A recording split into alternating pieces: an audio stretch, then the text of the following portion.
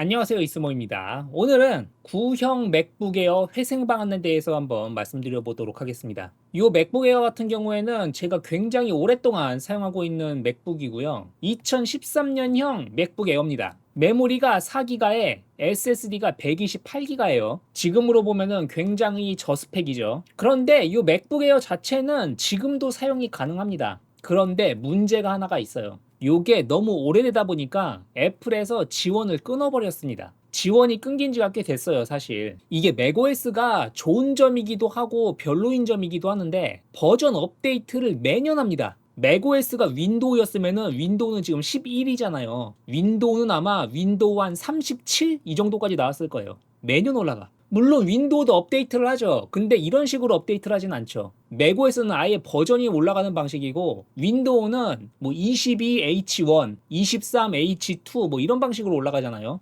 그래서 버전 업데이트의 방식이 다르다. 그러면서 이 제품 같은 경우에는 아마 맥OS 빅서인가? 거기서 끊겼을 거예요. 2013년형 맥북 에어가. 근데 애초에 이 맥북 에어는 빅서까지 올리지도 못해요. 왜냐면은 저도 올려봤거든요. 너무 느려. 맥OS가 너무 느려져가지고 빅서는 아예 실사용이 불가능합니다. 그래서 이 맥북 에어에 지금 실제로 설치되어 있는 거는 모하비가 설치되어 있습니다. 빅서의 전전 버전이에요. 그러면은 그냥 뭐 모하비를 사용하면 되는 거 아니냐라고 생각하실 수 있는데 문제가 있어요. 제가 이 맥북 에어를 뭘로 사용하겠습니까? 실제로 할 수 있는 게 이제 없어요. 이 제품으로 제가 이제 실제로 할 수 있는 게 웹브라우저밖에 없어요. 웹브라우저. 근데 그것조차 잘 안 됩니다, 이제. 왜 안 되냐면은 웹브라우저가 서포트를 안 해요. 일단 맥북 하면 뭡니까? 사파리 브라우저잖아요. 사파리 브라우저도 이렇게 보시면 아시겠지만 브라우저를 업데이트하라고 나와요. 유튜브에 들어가면. 더 이상 지원을 안 하는 거죠. 당연히 맥OS의 서포트가 끊기니까 사파리 업데이트도 끊깁니다.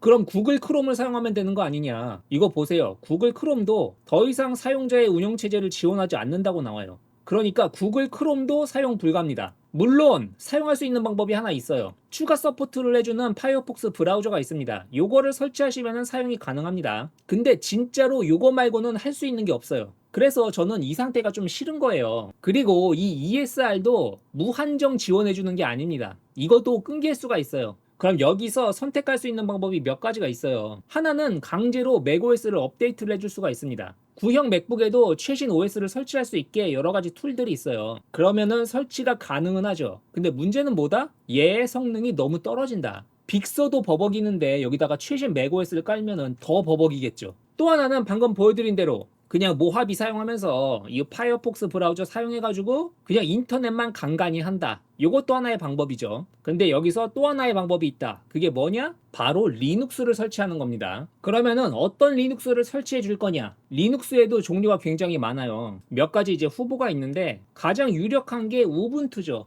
가장 사용자가 많은 리눅스가 우분투라고 할 수 있습니다. 근데 요새 우분투도 조금 무거워졌다 이런 얘기를 들었거든요. 보시면은 제 맥OS가 부팅하고 아무것도 안 한 상태에서도 메모리를 2GB 정도 잡아먹고 있습니다. 그래서 제 개인적으로는 OS 부팅하면서 사용하고 있는 메모리를 최대한 좀 줄이고 싶은 거죠. 그래서 결국 제 선택지는 이 리눅스 민트였습니다. 근데 리눅스 민트도 종류가 여러 가지가 있어요. 보시면 시나몬 에디션, XFCE 에디션이 있습니다. 그리고 메이트 에디션이란 게 있어요. 저는 가장 가볍고 심플한 이 XFCE 에디션을 설치하는 게 좋겠다고 생각했습니다. 왜냐면은 메모리가 4GB밖에 안 되니까. 요게 가장 가벼워요. 그래서 요거를 다운로드 받아주시면 됩니다. 보시면 용량이 2.8GB밖에 안 돼요. 여기 있는 한국 서버에서 받으시면 되겠죠. 그리고 아까 ISO 이미지가 2.8GB였잖아요. 그렇기 때문에 아마 4GB 이상의 USB 메모리가 있으면 될 것 같아요. 그리고 다운로드 받은 ISO 이미지를 요 USB에 쓰기 위해서는 가장 유명한 게 요 바레나 에처라는 프로그램입니다. 근데 문제가 있어요. 요 바레나 에처 최신 버전이 요 맥 OS를 서포트하지 않습니다. 그래서 요 바레나 에처 말고 요 유넷 부팅이라는 요 프로그램을 사용하시면 돼요. 여기서 다운로드 받아주시면 됩니다. 실행을 하면은 이렇게 나오죠. 여기서 ISO 이미지를 선택해주고 OK를 눌러주면은 리눅스 민트 부팅 디스크가 만들어집니다. 내가 뭐 윈도우 시스템이 있다면은 윈도우에서 루퍼스라는 프로그램을 통해 가지고 만들어 주셔도 됩니다. 그럼 이제 실제로 리눅스 민트를 설치해 보도록 하겠습니다. 여기다가 이제 USB를 꽂아 주고요. 옵션 키를 누르면서 부팅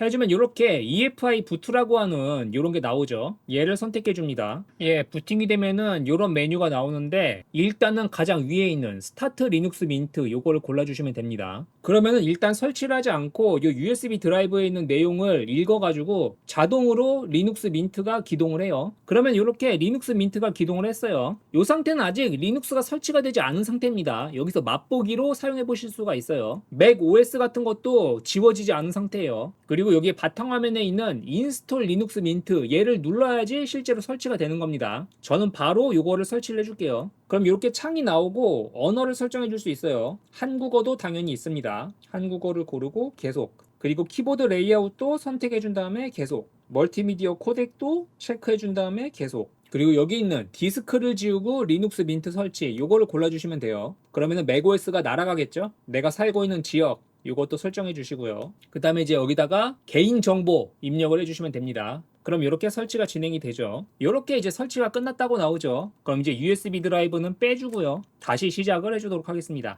그러면 이렇게 리눅스 민트가 기동이 되고 로그인을 해주면 되겠죠. 짜잔, 이렇게 환영합니다. 문구가 이렇게 뜹니다. 그리고 이제 잘 사용해 주시면 되는데 문제가 몇 가지가 있어요. 일단은 와이파이가 안 잡힙니다.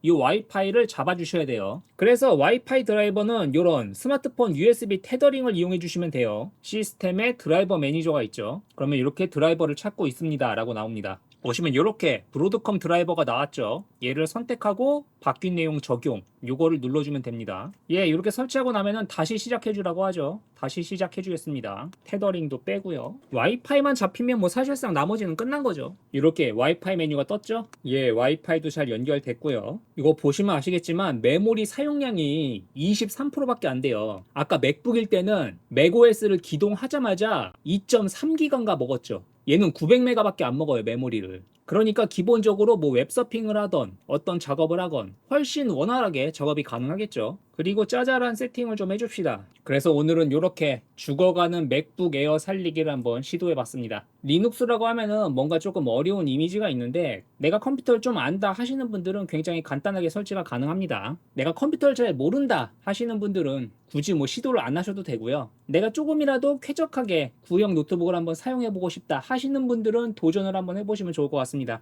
이번 영상은 여기까지였고요. 도움이 되셨으면 유튜브 구독, 좋아요 눌러주시면 감사하겠습니다.